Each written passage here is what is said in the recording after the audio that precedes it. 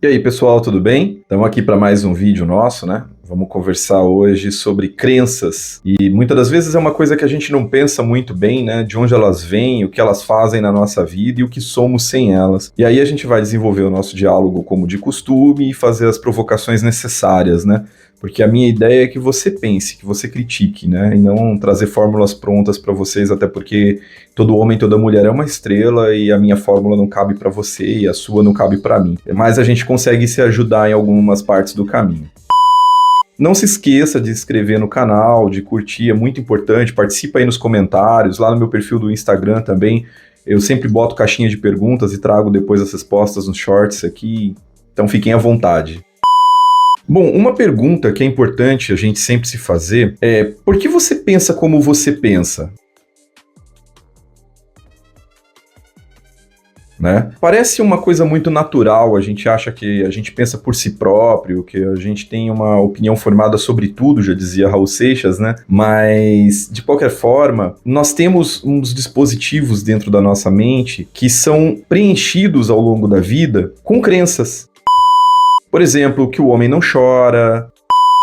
E essas crenças, elas são baseadas em cultura, em comportamento, em cultura familiar, elas são baseadas em crenças religiosas, e muitas das vezes não é necessário que você seja religioso ou faça parte de uma religião para que a crença daquela religião faça parte da sua psique. Por exemplo, nós vivemos num mundo ocidental cristão, é quase impossível que você não tenha elementos de crença cristã, ainda que você seja um ateu, ainda que você seja uma pessoa de outra religião, existe uma série de situações das quais você pensa em o que é bom, o que é mal, o como você deve ser, o que são as virtudes, que são baseados nas crenças cristãs, porque está em todo o nosso redor, faz parte do meio em que a gente vive.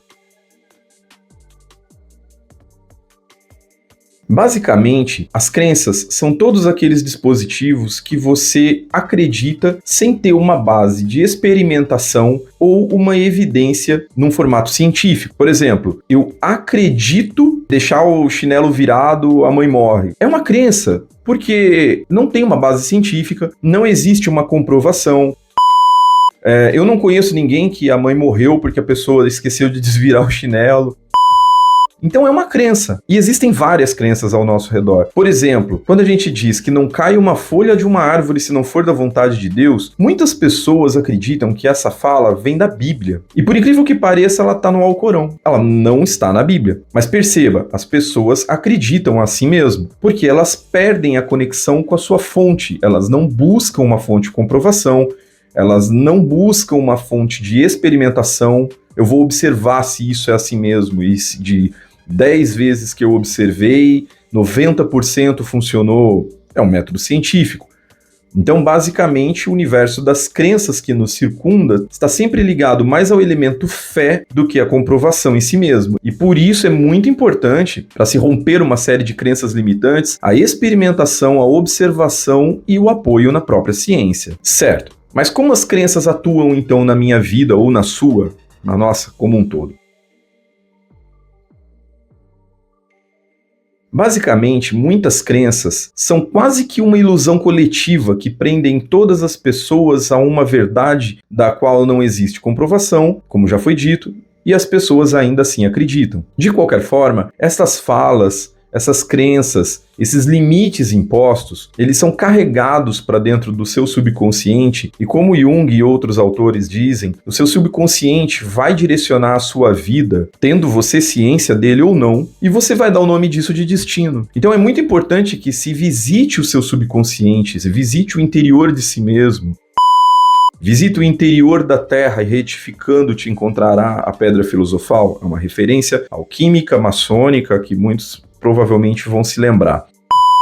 Visitando então o interior do seu subconsciente, você consegue tocar em pontos dos quais você pode colocar à prova. Por exemplo, homem não chora. Opa, mas espera, eu sou homem, eu choro quando eu tenho vontade, eu choro porque eu preciso, e eu não deixo de ser homem por causa disso. Logo, essa é uma crença limitante da qual não faz sentido e eu vou atuar para tirar da minha vida. E assim eu tiro um limite que pode estar me fazendo mal, muitas das vezes, sem até mesmo que eu perceba. Então as crenças, elas atuam muito pesadamente dentro da nossa forma de pensar, porque o nosso lado racional se baseia no nosso subconsciente e memória para uma série de tomadas de decisão.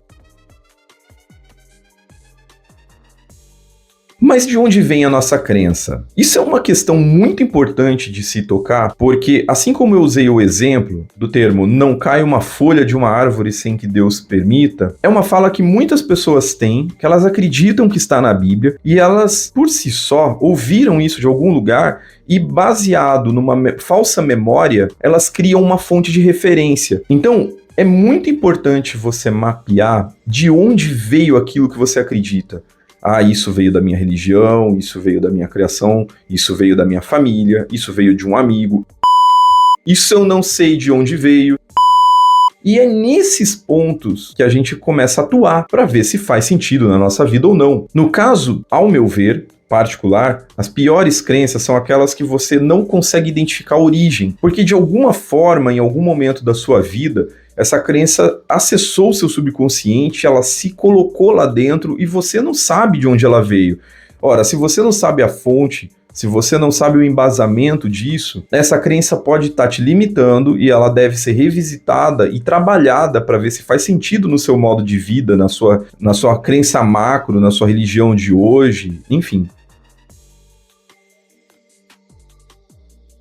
E várias outras crenças são crenças herdadas. Por exemplo, a sua religião ou a sua religiosidade, ela foi imposta pela sua família e você simplesmente seguiu, ou você rompeu com a sua família, rompeu com a sua crença tradicional e simplesmente foi atrás daquilo que fazia sentido para você, né? O time que você torce é o time que teu pai torcia e te ensinou a torcer, ou foi o time que você desenvolveu uma simpatia? São perguntas que você precisa fazer caso você queira tocar nesses aspectos e identificar se a sua vida está sendo conduzida ainda por elementos do passado, por elementos familiares, por elementos sociais, culturais, ou se você já começa a dominar esses elementos, criticá-los, e aí aquilo que faz sentido, você busca mais base, você busca mais compreensão a respeito e se aprofunda, para que isso deixe de ser uma crença e passe a ser de fato uma teoria, uma tese, passa a ser de fato uma experiência, ou então você elimina do seu arcabouço de crenças, evitando que isso limite as suas ações, a sua forma de pensar, a sua forma de ver o mundo ao seu redor. E por que nós falamos crenças limitantes, né? Bom, porque toda crença vai te limitar a alguma coisa, tá?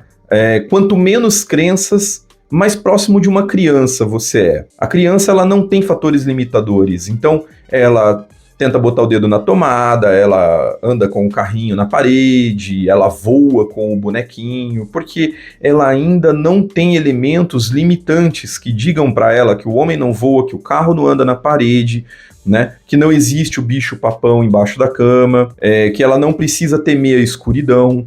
Muitas dessas crenças vão sendo embutidas dentro do nosso subconsciente ao longo da nossa vida, ao longo da nossa criação, e elas atuam sempre como uma força limitante na sua forma de pensar. Muitas das vezes, até em questões geopolíticas, você é levado a torcer por um país, ou você é levado a entender que um é o mal, o outro é o bem, sendo que o contexto é muito maior, o contexto é muito mais profundo e muito mais cheio de nuances. Só que como você tem essa crença, você já nem toca nesse ponto porque você entende que já é um ponto pacificado dentro da sua mente. E aí você, quando toca nesse ponto e abre o seu horizonte para entender todas as nuances, quem são os defensores dessa crença, quem são os opositores, quais são as principais teses de sustentação e quais são as principais de oposição, você consegue formar uma opinião muito mais clara, muito mais coerente. E, obviamente, não quer dizer que ela vai ser derrubada ou não, mas ela pode ser derrubada ou ela pode ser melhorada. Às vezes, até mesmo através de uma discussão com outras pessoas, com crenças diferentes, com crenças divergentes da sua, desde que os dois elementos ou mais dessa discussão façam isso de uma forma desapaixonada, tá? Sem querer provar que A tá certo, que B tá errado, enfim. mostrando a sua visão para o outro de uma forma desapaixonada, pode ser que ambos saiam dali com uma crença diferente ou com uma visão diferente da sua própria crença. E automaticamente os seus limites são alterados, são expandidos, são encurtados, são talvez até derrubados. E é muito importante você ter essa ideia, porque a crença, ela te limita numa série de fatores, até mesmo nos negócios. Por exemplo, carteira assinada te dá estabilidade, prestar concurso público vai te garantir uma vida feliz, ou até mesmo que todo mundo que empreende tem sucesso. Quem disse? Por que disse? De onde veio? O que come? Onde mora? Basicamente, é importante você mesmo criar as suas próprias crenças e eliminar todas essas crenças que já vieram embutidas. Eu gosto muito de fazer um exemplo que eu ouvi de um meu instrutor, pessoa que eu amo pra caramba, na ordem que eu faço parte, Astro Argento, associando as crenças e os pensamentos a aplicativos de celular. Imagina que quando você nasce, você é um celular que vem com aplicativos de fábrica, que são a sua verdadeira natureza e poderes do seu próprio ser. Mas ao longo da vida vão sendo instalados aplicativos pela sua educação formal, pelos seus pais, pela sua família, pelos seus amigos, pelas suas próprias experiências, pela sua crença religiosa. E quando você começa a tomar consciência e domínio da sua vida, se você quiser isso, que alguns brincam, né, de tomar a pílula vermelha ou azul, fazendo uma alusão ao filme Matrix. E alguns tomam a pílula errada, porque ficam meio loucos. Mas, de qualquer forma, quando você toma essa pílula, ou seja, você ganha consciência sobre a sua vida e resolve tomar domínio do seu ser, de fato, em sua plenitude, você deve revisitar esses aplicativos instalados e ver o que faz sentido ou não, como você faz no seu próprio aparelho de celular, porque essas coisas pesam, essas coisas mudam o desempenho da máquina. Consegue fazer essa associação entre o celular e a sua mente? Pois é bem importante nesse sentido criticar e ver as aplicações que você tem que foram instaladas ao longo da vida e se elas fazem sentido permanecer aí. Pedro, mas isso dói. Dói bastante. Nietzsche, acredito que todos já tenham ouvido. Se não ouviram a respeito dele, recomendo que leiam principalmente O Crepúsculo dos Ídolos e Assim Falou Zaratustra. São dois livros muito bons que eu gosto de Nietzsche, mas a obra dele toda é bacana e dá pra gente tirar muita coisa boa. Ele diz que as crenças elas se fundem tanto no ser da pessoa que você chega a ser a própria crença. Ou seja, quando eu digo algo que confronta a sua crença, você não pensa se o que eu falei é verdade ou mentira por si só. Você critica simplesmente o todo que foi dito, mesmo que seja uma verdade, simplesmente porque isso dói naquilo que você acredita. E nesse sentido, chega um momento que começar a quebrar suas crenças podem te levar a um estado onde a pessoa começa a perder suas próprias referências, ou seja, se tudo que eu acredito e se tudo que eu sei não é verdade ou não é da forma que eu entendo, então quem eu sou, de fato? E esse é o ponto, você existe, você é um ser humano completo com naturezas, com poderes que vieram desde o seu nascimento, que remetem você a capacidades importantíssimas para fazer coisas excelentes nesse mundo, que as ordens ocultistas chamam de grande obra, que geralmente é elevar o patamar social, seja ao seu redor ou seja da humanidade como um todo. Mas, por muitas vezes, você se dispersa nessas crenças e acaba deixando de lado o seu máximo potencial. É como o professor Clóvis de Barros fala do César Cielo fora da piscina, né? Ele joga todo o potencial dele de ser o campeão de natação que ele é pro lado. Por quê? Porque provavelmente alguém falou para ele, olha César, natação não dá dinheiro, você tem que prestar um concurso público e trabalhar num banco. E ali morre um talento. Quando você confronta suas crenças, no primeiro momento isso vai doer. Por quê? Porque está fazendo parte da sua própria personalidade. Porém, a libertação que isso gera a um longo prazo é aquilo que vai permitir não só você descobrir coisas a seu respeito e descobrir coisas no mundo que você não olharia se você não tivesse rompido com essas crenças, como também buscar o máximo do seu potencial. O máximo do seu potencial buscado vai te gerar mais felicidade, mais excelência nas coisas que você faz e, principalmente, vai encaixar no todo, vai fazer parte de uma conjectura muito maior, porque a vida, ela não é só o material que nós vemos, existe uma metafísica, independente da sua crença, mas existe uma metafísica muito bacana que você pode buscar dentro até do próprio conceito grego, tá? Mas vai te levar a ser um ser humano melhor, com mais potencial, uma pessoa com mais desenvolvimento, que consiga se aproximar dos seus sonhos, por se autoconhecer, por conhecer os seus potenciais. E, basicamente, quem não quer ser uma pessoa melhor, não quer ter um máximo potencial, não quer conseguir escrever um livro, abrir uma empresa, fazer um trabalho bacana, ser o melhor. Ninguém tá perdendo tempo nessa vida, ninguém tá aqui só gastando ar, espero que não, né? Então, basicamente, a provocação que fica é essa. Quais são as suas crenças? De onde elas vieram? Você consegue tirá-las ou validá-las, apesar da dor que isso pode causar? E caso você resolva tirar tudo o que você acredita, se você descobrisse hoje que tudo que você tem como verdade foi uma grande mentira, você deixaria de existir? Você não seria mais você? Claro que seria. Pensa nisso. Tente buscar mais liberdade para sua vida e, principalmente, menos limites, porque o mundo gira em torno de limitações, as leis limitam, tudo ao redor nosso busca alguma limitação, mas muitas delas não fazem sentido. E aí eu pergunto, esse vídeo fez sentido para você? Esse vídeo mexeu um pouquinho nos seus limites? Se sim, eu já alcancei o meu objetivo.